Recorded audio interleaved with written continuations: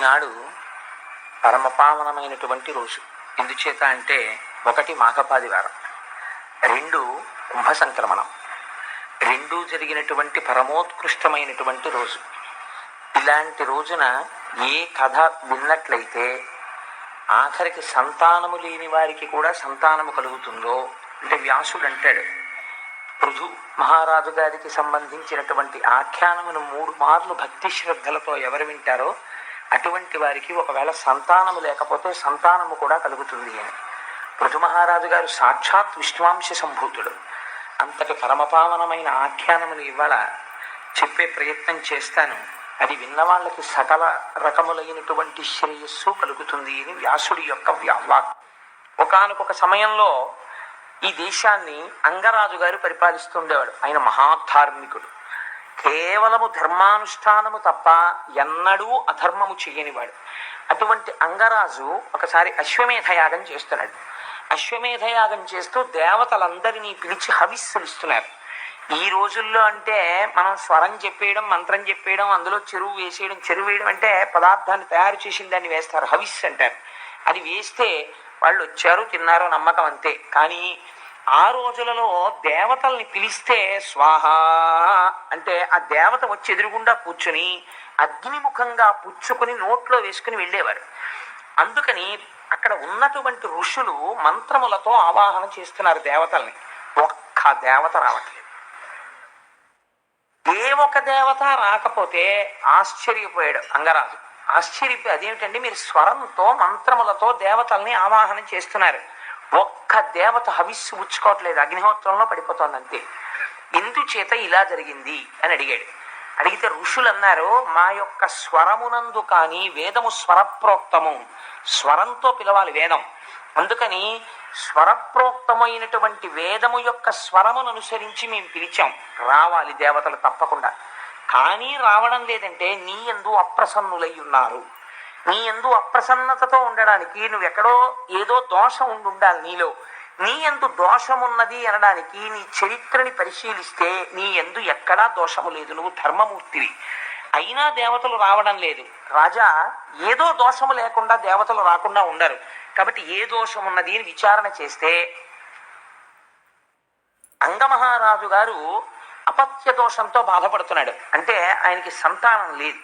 అందుచేత యజ్ఞములో వారిచ్చిన హవిస్సులు తీసుకోవడానికి దేవతలు రాలేదు. కాబట్టి ఇప్పుడు నీకు ఉత్తర క్షణం సంతానం కలగాలి. నీవు చేసినటువంటి పాపములు గత జన్మలలోవి ప్రతిబంధకంగా ఉండడం వల్ల ఈ జన్మలో నీకు సంతానము కలగడం లేదు. ఇప్పుడు ఈ ప్రతిబంధకాన్ని తీసేయాలంటే దానికి ఏమిటి నివారణోపాయం? ప్రపంచంలో మహానుభావుడైనటువంటి శ్రీమన్నారాయణుడు ప్రసన్నుడు కావాలి. అందుకని శ్రీమన్నారాయణుణ్ణి ప్రసన్నం చెయ్యడానికి మేము వేరే యాగం చేస్తాం. ఆ యాగము చేత శ్రీ మహావిష్ణువు తృప్తి పడితే నీకు సంతానము కలుగుతుంది అన్నారు. అంటే సరే యాగము చెయ్యమన్నాడు. ఆ యాగం చేశారు. యాగము పూర్తవగానే, అంటే భగవంతుని యొక్క అనుగ్రహము అంటే ఎలా ఉంటుందో చూడండి, ధర్మశాస్త్రం అంటే ఎంత నిక్కచ్చిగా ఉంటుందో చూడండి. యాగము పూర్తవగానే అందులోంచి బంగారు వస్త్రములను ధరించి చిత్ర విచిత్రములైన మాలలు వేసుకుని చేతిలో బంగారు కలశమును పట్టుకుని ఒక పురుషుడు యజ్ఞగుండంలోంచి ఆవిర్భవించి అంగరాజా, ఈ పాయస పాత్రలో ఉన్నటువంటి పదార్థమును నీ భార్య చేత తినిపించు, నీ ధర్మపత్ని చేత తినిపించు, నీకు అపత్య దోషం పోయి సంతానము కలుగుతుంది అన్నారు. అంటే ప్రసాదమును తీసుకోండి అని అంటారు. అందుకే కారణం. లేకపోతే ఇంత చేసిన తర్వాత నీకు కలిగిన పాపం పోయిందయా, ఇప్పుడు నీకు సంతానం కలుగుతారు, నువ్వు మాట చెప్తే అయిపోదండి. మళ్ళీ ఈ పాయసాలు ఇవ్వడం, ఈ పాయసాలు తినడం, రామాయణంలో అయితే మళ్ళీ దీన్ని ధర్మబద్ధంగా విభాగం చేయడం, 4 పిల్లలు పుట్టడం, ఎందుకంటే ఇంత అల్లరి? నోటితో మాట చెప్తే పోదా? కాదు. మీ శరీరము లోపలే పాపము రోమకూపములను అంటుకుని ఉంటుంది. అందుకే వెంకటాచలపతి దగ్గరికి వెళితే తలనీలాలు ఎందుకు ఇస్తారంటే, వెంకటతీతి ఇది వెంకట, వెంట్రుకలను ఆశ్రయించి ఉన్నటువంటి పాపముల యొక్క ఖండనము జరుగుతుంది. అక్కడ తలనీలాలు ఇచ్చేస్తే ఇన్నాళ్ల నుంచి మీకు కలిసి రాకపోవడానికి మీ పాపమే అడ్డుపడుతుంది. ఆయన దగ్గరికి వెళ్ళి ఇలా తల వంచేసి ఆ తలనీలాలు ఇచ్చేస్తే ఆ పాప రాసిపోతుంది. అది మనుష్య జీవితంలో గొప్ప అదృష్టం.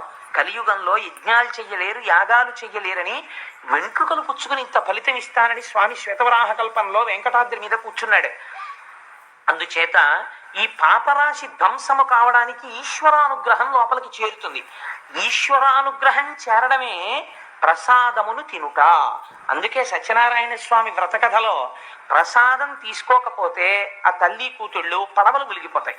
ప్రసాదం తీసుకోలేదు అంటే ఈశ్వరానుగ్రహమును తిరస్కరించుట. మాకు అక్కర్లేదు అనుగ్రహం. ఇలా ఎవరు మాట్లాడుతున్నారో వాళ్ళని ముందు పట్టి తెండు దూతలారా, ఈశ్వరానుగ్రహం అక్కర్లేదన్న వాళ్ళని ముందు పట్టుకొచ్చి చేయమని చెప్పాడు యమధర్మరాజు గారు. అందుచేత ఈశ్వరానుగ్రహమే పాయస పాత్రగా వచ్చినది. ఇప్పుడు ఈ పాయస పాత్రను ఎక్కడిచ్చాడు మీరు చాలా జాగ్రత్తగా గమనించాలండి. అందుకే మన ధర్మశాస్త్రాలు ఎంత జాగ్రత్తగా మాట్లాడతాయో చూడండి. ఒక చిన్న దోషం ఎంత దూరం వెళ్ళిపోతుందో చూడండి. వంశంలో ఆయన చాలా మంచివాడు, కానీ ఆయన జీవితంలో చేసిన పొరపాటు ఒక్కటే. ఏమిటా పొరపాటు అంటే లవ్ మ్యారేజ్. యుక్తాయుక్త విచక్షణ మరిచి, నాకు ఎన్నో కుటుంబాలు తెలుసండి, వేదిక మీద చెప్పడం ఎందుకని నేను చెప్పను, కానీ ముందు చాలా marry in Heist and repent at leisure అని ఇంగ్లీష్లో ఓ ప్రొవెర్బ్. తొందరపడి పెళ్లి చేసుకో, జీవితాంతం విచారించు. కావలసింది బాహ్యమునందు మెరుపు కాదు, ఆంతరమునందు మెరుపు చూడాలి వివాహం చేసేటప్పుడు. లేకపోతే జీవితాలు ముళ్ళబాటలు అయిపోతాయి. మీరు కర్దమ ప్రజాపతి దేవహూతి సంసారం చూశారు, ఇద్దరు ఎలా తరించారు. ఇక్కడ చూడండి, ఒక చిన్న పొరపాటు ఒకటి జరిగింది. ఇది అంగమహారాజుని ఎలా కట్టి కుడుకుతుందో చూడండి. తన ప్రయత్నంతో కొన్ని సవరించగలడు, కొన్నింటిని సవరించలేడు పురుషుడు. ఏది సవరించుకోలేడు? తొందరపడి బాహ్యమునందు కనపడినటువంటి అందాన్ని చూసరి శాశ్వతం అనుకుని ఇంటికి తెచ్చుకుంటే సంస్కార రహితమైతే నాశనం అయిపోతాడు పురుషుడు. ఎంత ప్రమాదకరంగా ఉంటుందో. అందుకే మన శాస్త్రాలు అలా మాట్లాడే. ఎప్పుడు మన శాస్త్రాలు పక్కకెళ్ళిపోయి దిక్కుమాలిన డైలాగులు రాసేవాళ్ళు, ఆడపిల్ల కనపడితే ప్రేమించేసి పెళ్లి చేసుకోవడమే సినిమాకి ముగింపు అయిపోయిన రోజులు వచ్చేసాయో ఆనాడే మన జాతి భ్రష్టు పట్టింది. చూడండి, ఇంత గొప్ప పాయస పాత్ర వస్తే కమలాక్షి పాయసము కౌతుకమొప్ప భుజించి భర్తృ సంగమమున చేసి తక్షణము గర్భము దాల్చి కుమారుగాంచే ఆ కొమరుడునంతా మాతృజనకుండగు మృత్యువు బోలి తానధర్మమున చెరించుచుండే గుణమండన పేనుడనంగ నిచ్చను. ఎంత గొప్ప తీర్పు చెప్తున్నారో చూడండి వ్యాసుల వారు. 7 తరాలు అటు ఇటు చూడండి వంశంలో పిల్లనిచ్చే ముందు అంటారు. ఏది మాట్లాడుకోవాలంటే మీకు ఎంత ఉందండి, వీళ్ళకి ఎంత ఉందండి, వీళ్ళు మీకు బ్లాక్ ఎంత ఇస్తారు, వైట్ ఎంత ఇస్తారు, మీరు చచ్చిపోయాక ఏమొస్తుంది వీళ్ళకి ఇంకాను, ఇలాంటి దిక్కుమాలిన మాటలు కావు. ఈ తరాలలో మహాభక్తుడైన వాడు ఎవడైనా ఉన్నాడా? అసలు ఉంటే ఆ తేజస్సు, ఆ పోలిక తన కుమార్తె కడుపున మళ్ళీ పుట్టవచ్చు. అందుకని వంశం చూస్తారు, అటువైపు మహాభాగవతులైన వారు ఉన్నారా అన్నది చూస్తారు. అందుకే చూడండి,